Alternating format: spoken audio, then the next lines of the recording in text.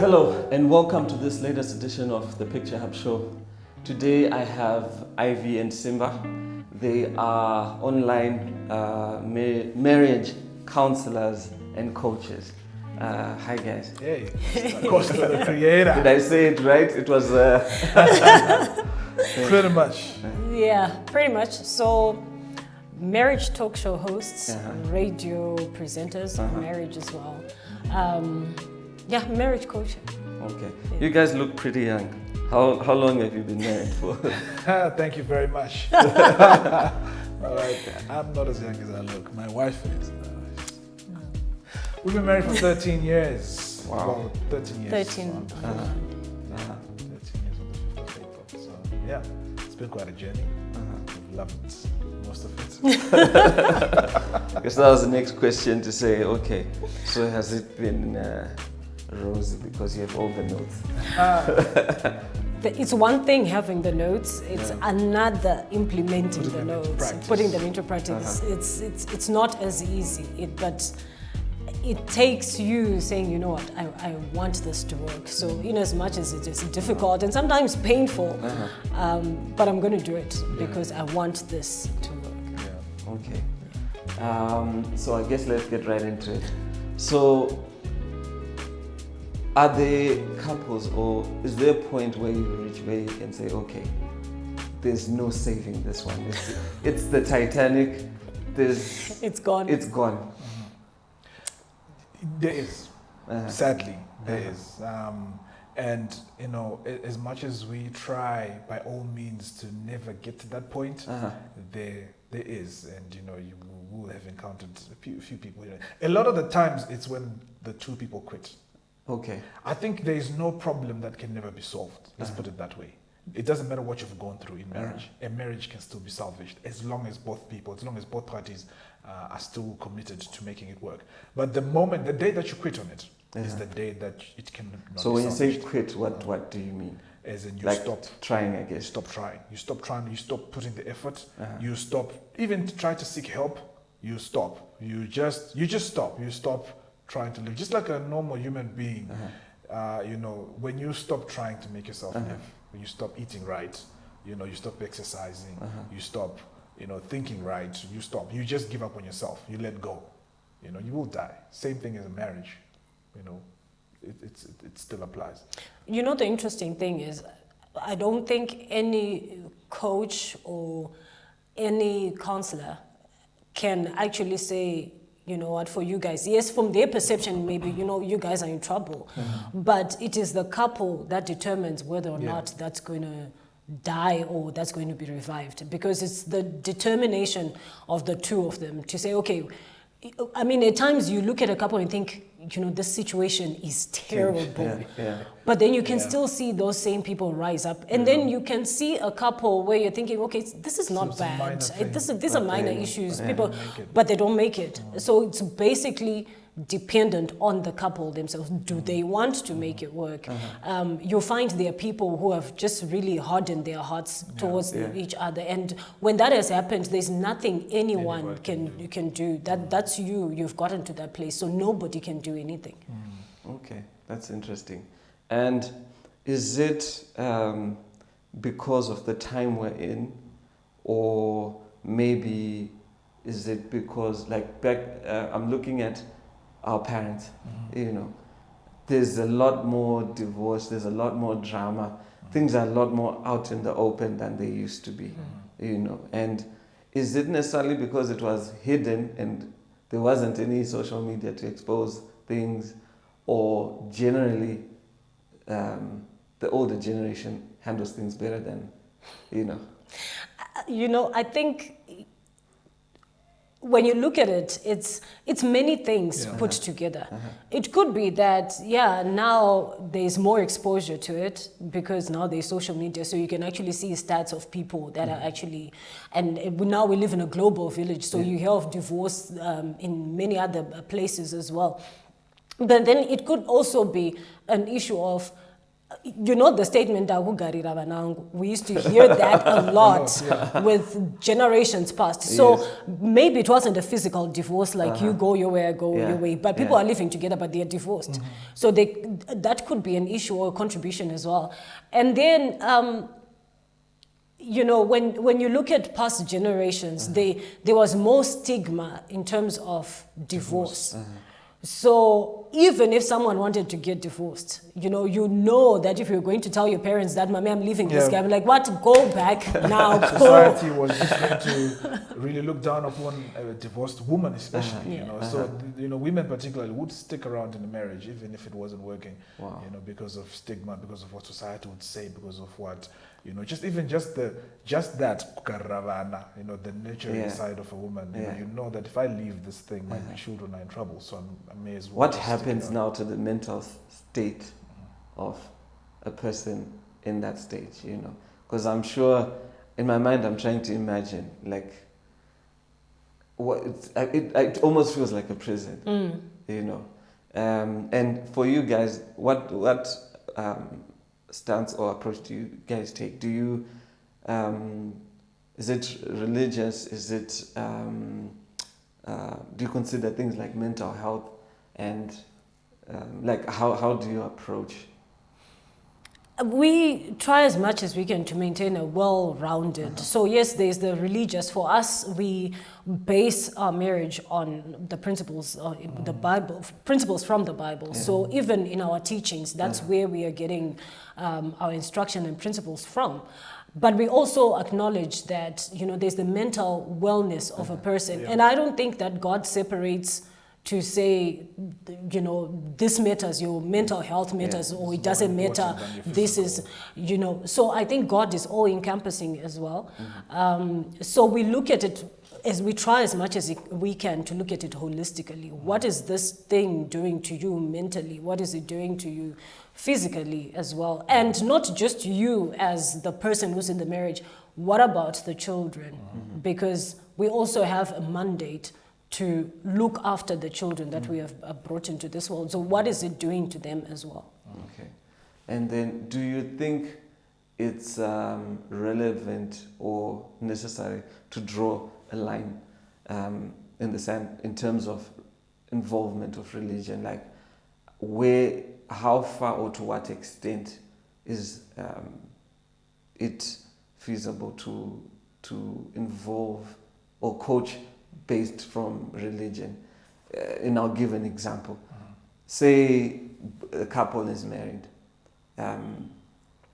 Both these guys or one of these guys is not religious or affiliated.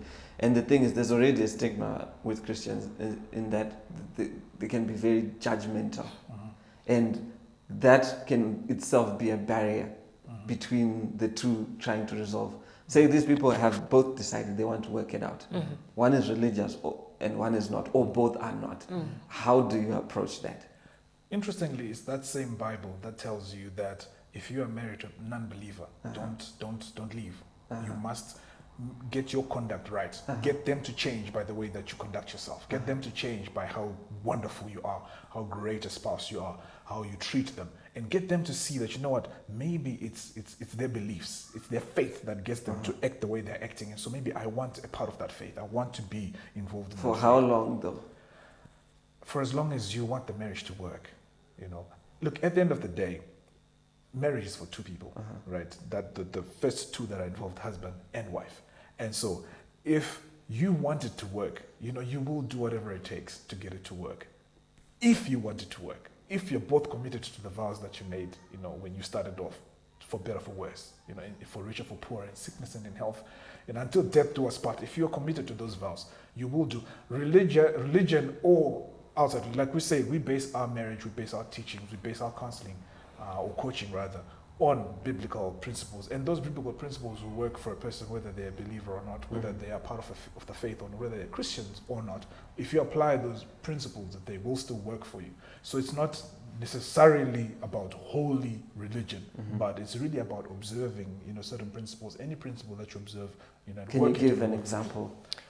Well, you know, as you were speaking, I was actually thinking that, you know, there was one time when we were on radio and we had a guest and they were teaching, I can't remember what the topic was on that particular day, but what struck me and what I will always remember is that a listener called in and said, where did you get what you're teaching? What book did you read? Because they were quite inspired and they also wanted to get to the source of what this couple was teaching on. And then this couple said it's from the Bible. So you can teach something that can inspire someone without actually saying Jeremiah chapter this, because it remains the same. If the Bible says, if love is love, if your wife is in need of love from you, it doesn't change whether it's coming from the Bible or not. The fact is, your wife is requiring love from you. Your wife is requiring protection from you. Your wife or your husband is requiring respect from you. It doesn't change where the source is. The principle still remains the same. So it's sometimes people resist because they're saying, when you quote and say it's coming from the Bible, sometimes people resist because they're saying that's not my faith. But what they're resisting is you calling it something from the faith and not necessarily resisting the truth of the principle. You know, that example that she's just given, you know, the Bible does say husbands love your wives and wives see to it that you respect your own husbands. Men have a basic need, you know, for respect. Why women have a basic need for love. If you bring that into your marriage, if I love her wholly, you know, if I love her, her natural response to love is respect. She'll respect me. My natural response to being respected is to love, and it just becomes a beautiful cycle that just continues to go. I think I like that because, you know, sometimes when things are branded, I feel like, you know, we are capable of having holding more than one idea in our minds. You know, like you can listen to two artists, you know, two different artists who might be competing against each other, but you can equally enjoy the art. You know, so I like that. So in terms of what's the recipe to destroy marriage? Recipe to destroy marriage? Between the two of you. Not like you're trying to give someone outside the relationship tips to break. But I'm saying I might be on a path and not realize that I'm actually on step 4 on the 5 steps. I mean, look, we wouldn't really call it a recipe for destroying a marriage. But if you begin to violate the things that got you together in the first place, I think you got yourself a recipe for destroying your marriage. So, you know, if we start violating the basic things that we, man, I love the way you look at it. Concentrate. If we begin to violate just the basic fundamentals of our marriage, you know, if I stop loving her in the way that she needs to be loved, and I start loving her in the way that I think she needs to be loved, you know, it's a mess. If she stops respecting me. But the thing is, when you get married, it's not like you fill a form where it's like, okay, she wants to be loved by expensive gifts or hugs or kisses. How you could be trying your very best and you feel like, okay, I am loving this person, but they don't respect me. She could be like, I clean for him, I cook for him, you know.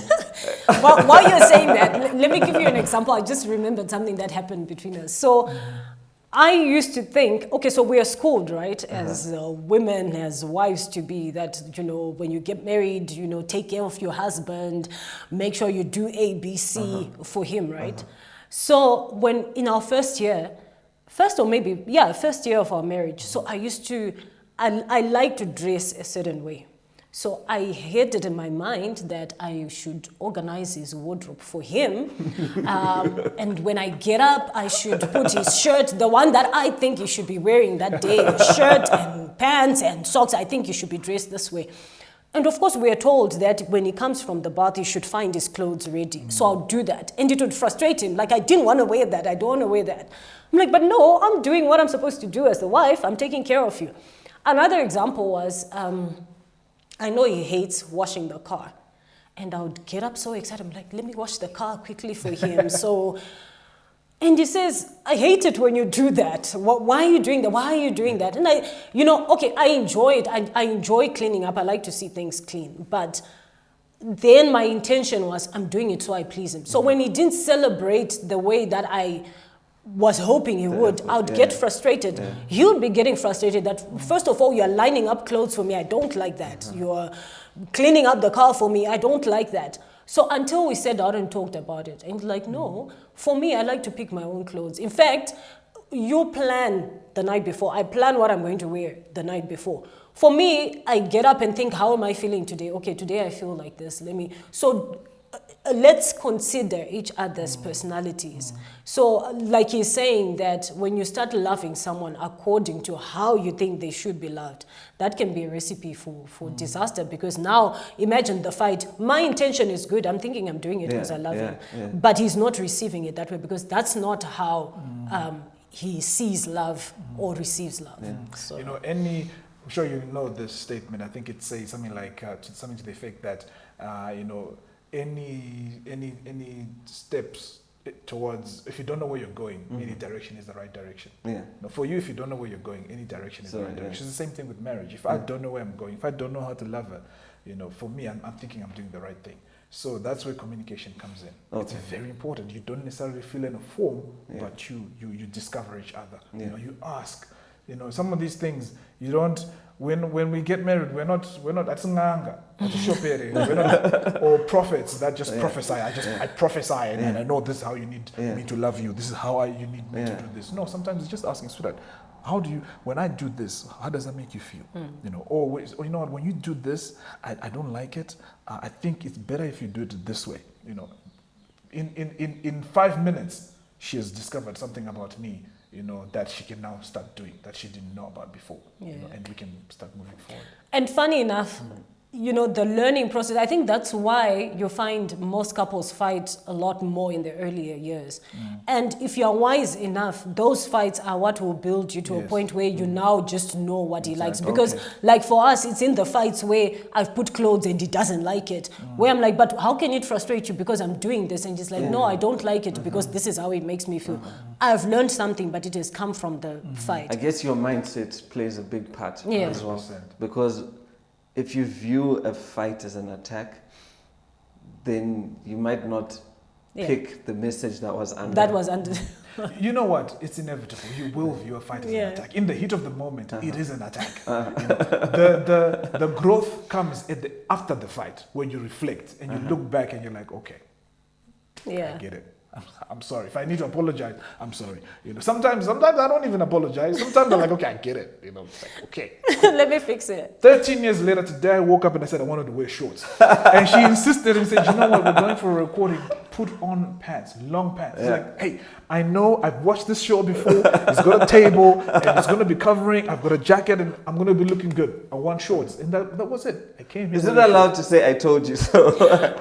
Well, sometimes there's just no need for it. Sometimes there's no need. Like we just walked in, we saw the chairs, it was just enough. I mean, I made jokes about it to make it lighter and to make it like, but I messed up. It is what it is, I should have listened to her. I didn't listen. But we've been married for 13 years and at least now we can laugh about it. For some couples, it's an issue, especially when you're still starting out. Like, I told you. Problem. I'll tell it. Exactly, But you start bringing in other things you remember, Pepe. But you know what? You live, learn, and you grow.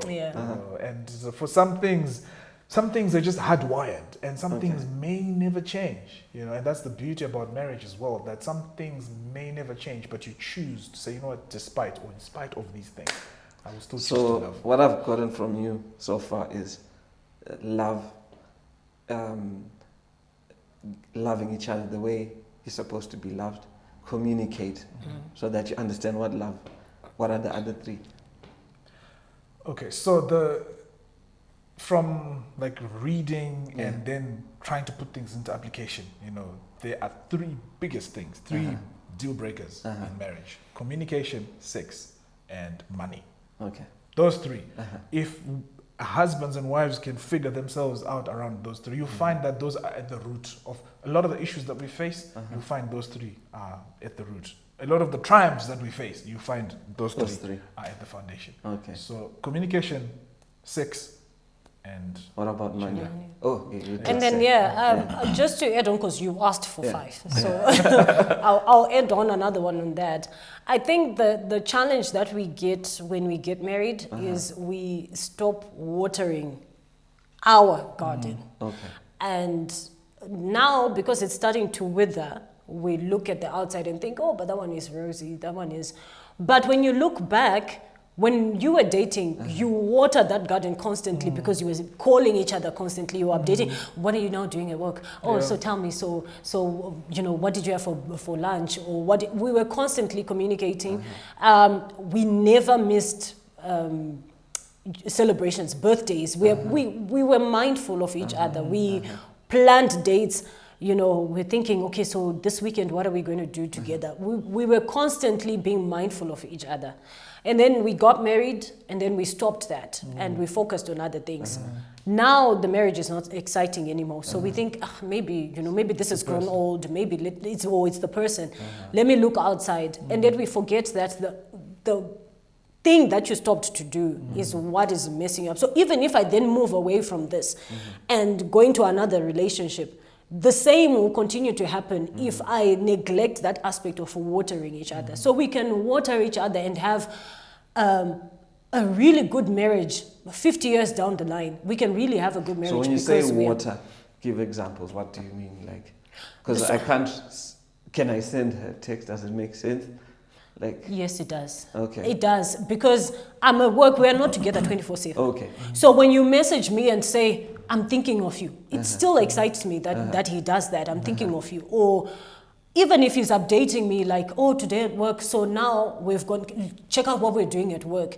For it keeps us connected. Yeah. So even when he comes home at the end of the day, or even before he comes back home, I feel like a part of his day, and he feels like a part of my day because he knows what I'm doing. It's the compliments. You look nice, or you're smelling nice, or I like that makeup, or whatever. It's the compliments. When we were dating, we used to do that. Somehow we neglect it when we say I do. So that's the watering, It's the things that got you to fall in love with each other. What it is that got you to say, you know what, I think I want to spend the rest of my life with this person. What was that? Okay. And then what did you do? What was that person doing that got you to say, I want to spend the rest of my life with them? Just continue doing that. Okay. Yeah. And then on a slightly different note, is it fair? Say we're having conflict. There's a disagreement. Is it fair to have sex? Is it fair? I've never heard it put that way before. Huh? Is it right? You know what? Different people deal with issues differently. For some people, sex is very, particularly women, sex is very emotional. Like it's an emotional situation. For men, for the most part, and we're generalizing here, people are different. But for men, you'll find sex is very physical. So I can be very upset, but I will be able to still get it up and still get it on and still make it happen. But for women, sex is emotional. If you are not catering to the emotional side, you may never get it. You may not get it, So I think different people deal with issues differently. I've heard people who say, you know what, I'm sorry to use this, it's a crude kind of tell me my ear first before you say it. It's like Anatete will always say, So in other words, the organs, they don't get upset. You get upset here, but the organs are still functioning. They don't get.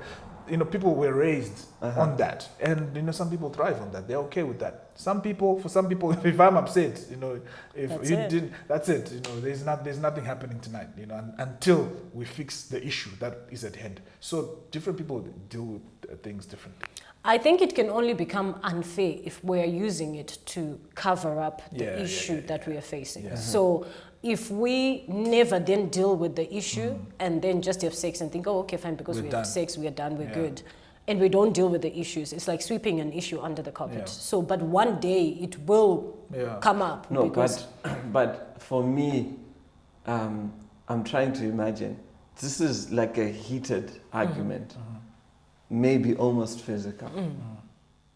Are you telling me we could actually go back and, Do you mean after you have dealt with the issue? Or no, without dealing with the issue? Because like some issues you can't resolve there and then. I always when there's a movie, there's all of a sudden, oh, grab him and just kiss. And guys, some of those things, man, it's yeah. I think it depends on the magnitude of the issue Yeah. and how you have been dealing with conflict as a couple. I know couples who will say, you know what, this one, we are struggling to see eye to eye on this one. Can we park it? So it's something that we have agreed. We agreed that we are coming back to this issue. So like that, for some people, it's possible to then have sex and then deal with the issue, at a later some stage. people are so mature in their relationships that they can detach themselves from, and that hence why I say mature, because it's not for everybody. Some people can detach and say, you know what, the issue is this. I mean, this is where we're all going. This is where we all want. It's the ideal. The issue is there. The issue is not you. It's not us. It's not us. It's us, right? But the issue is right here. So let's remove the issue from us. Yeah. We're still husband and wife. Yeah. We're not going anywhere. No matter how upset I am, no matter how upset you are, I'm not going anywhere. I'm here for life, till death do us part. So right now we cannot fix this. Right now, let's put it on the Those side. are grown-ups. Yeah. Exactly. But again, like I said initially, I'll still maintain that it really depends on the relationship. It depends on the couple. Some people have ways of dealing with these conflicts, but exactly like she said, as long as it's not being used to then sweep things under the carpet and then say we've just had And sex, as so long okay. as the other one is not then imposing on the other. Yeah. We're fighting, but for me, I'm now okay. I want sex now. Yeah. Be considerate. If the other person is still feeling emotional, I think let's attend to those wounds. Yeah. It's really 100%. important. Yeah. Okay, what if then it becomes weaponized? I see now that's wrong. So the moment you just say weapon, already that just Because the thing is, like you said, men are mostly physical. I mean, you can get into it with a friend, maybe get over it, But then maybe for the women, here I'm just generalizing again. It could be vice versa. There's some men who might feel it deep down. So, what determines? Okay, yes, Ivy, you said okay, there needs to be person needs to be given time. Yeah. What is it? 5 minutes? Is it 1 hour, 2 hours, a day, a week, a month? When does that become, at what point does it become a weapon?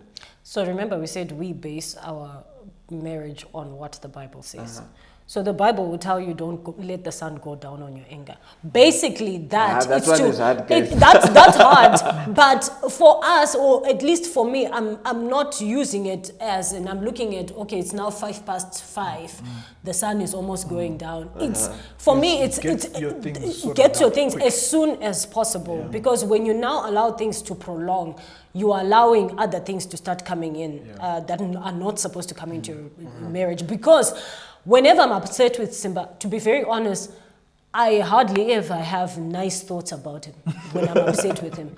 I stop seeing that he's light. I stop seeing that he's handsome. I stop seeing that. I start seeing the bad things. So the longer I allow myself to be angry with him, the more I'm having bad conversations in my head concerning him.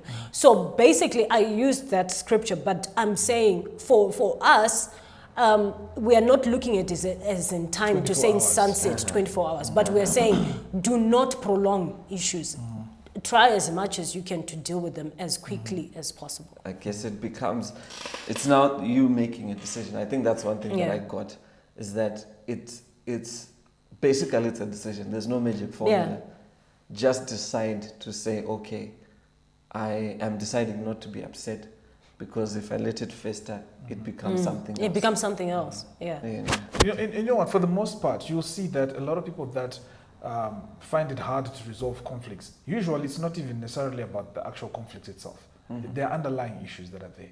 It's probably things, whether in the background or things that have already been happening, from the past, that are now hindering their ability to resolve a conflict.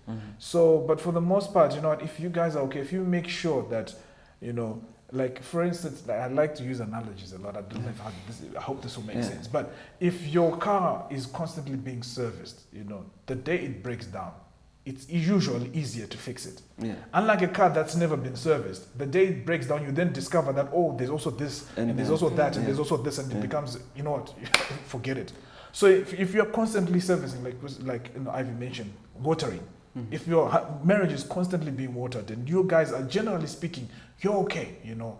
You don't have a perfect marriage, but you're okay. You're trying, you're doing whatever it takes. Yeah. When you do get upset with each other, you know, those moments that you have fights, you find it's easier to work the fight out. It's easier to get through the conflict because you know what, you miss it.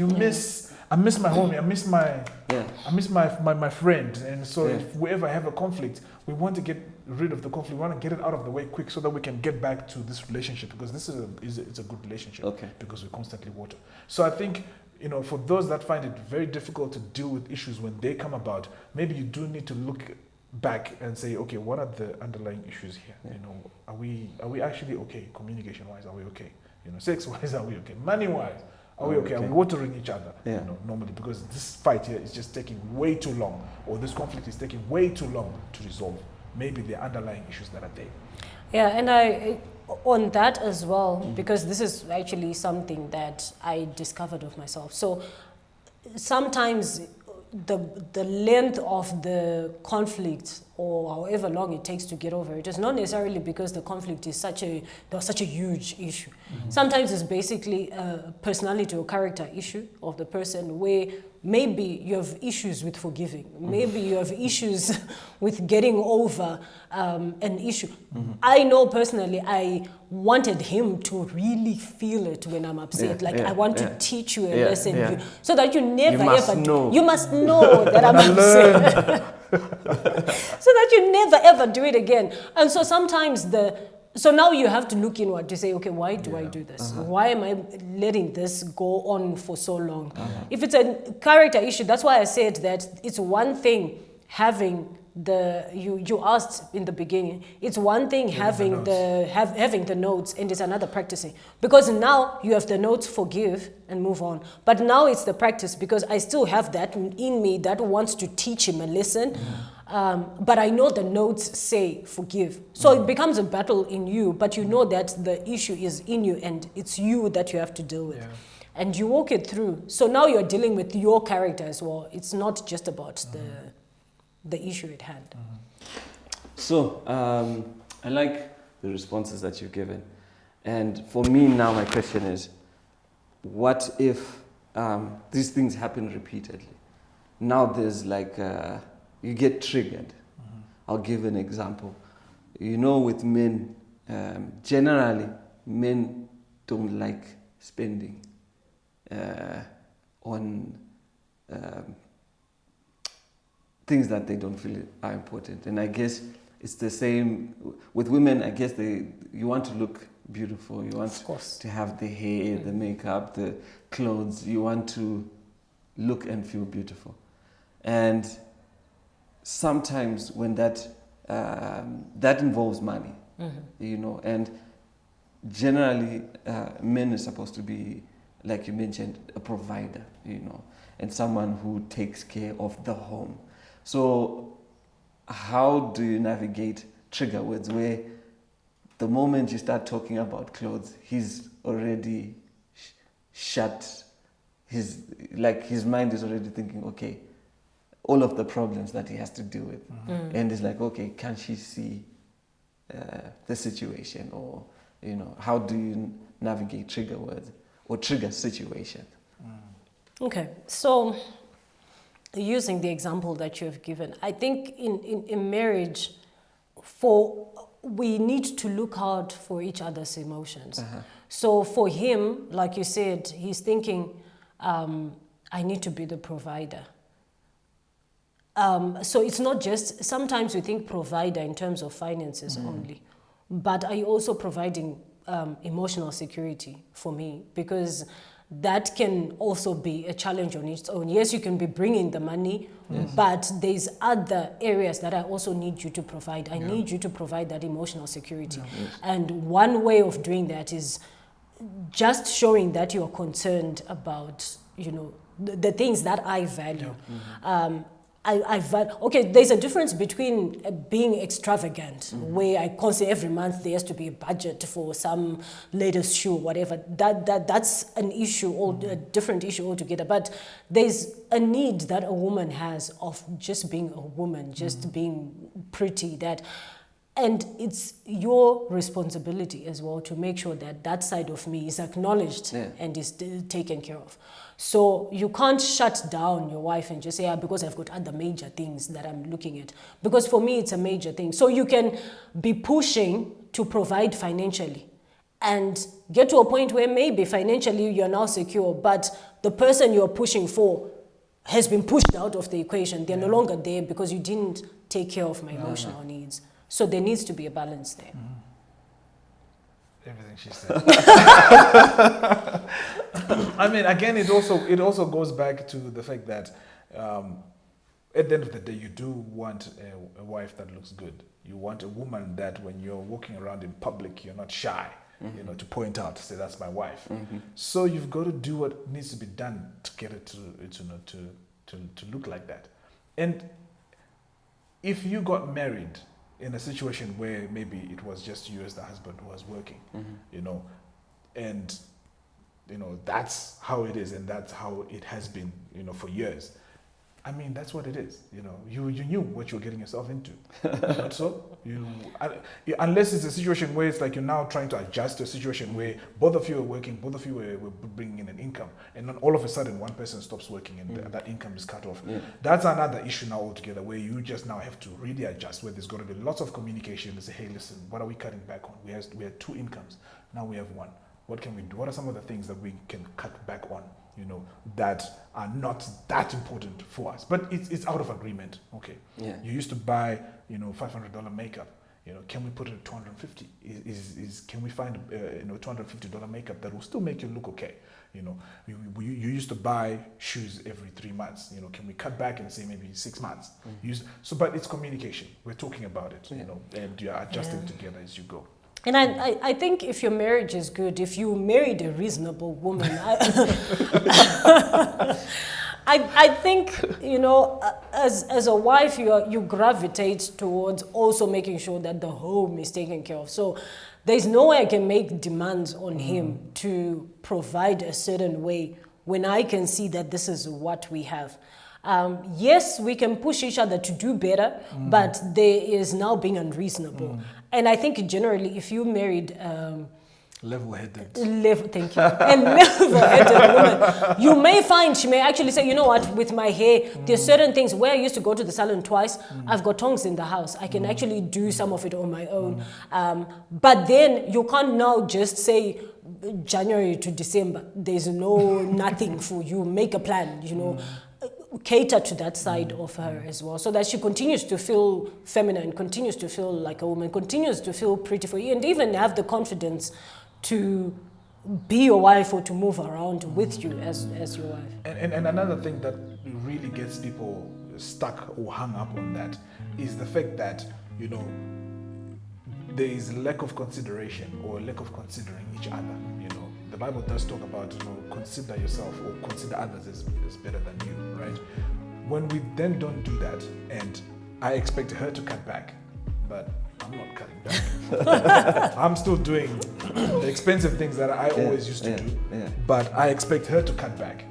Then that's where the problem comes, where she's looking at you, she's like, okay, you want me to use tongs in the house, but yet every single Friday and Saturday you're out with the boys, partying, you're out with the boys, braaiing and drinking, and you still maintain, you still have that lifestyle that you had, and yet you want me to cut back. Conflict. Yeah. And so she won't be level-headed about it. Yeah. So she'll be like, I'm gonna get my own. I will do what I need to do, and I'll push you as hard as I need to push you, and I'll nag as much as I need to nag for you to also start considering me here, because at the end of the day, we are husband and wife. So I think when we get to that level where we consider each other, I understand her needs, emotional needs. I understand her needs physically. I understand what she needs to feel good, and I try as much as I can to meet those needs. Where I can't, I communicate. And also at the same time, acknowledging the fact that while it's important to do that, sometimes I also need to cut back on certain things. so that she can also look good. But I think when we do that, when I start valuing her above me and she values me above her, somehow there's just always a balance that you strike, where you're just always constantly going forward and growing when we stop being selfish. Yeah. in marriage.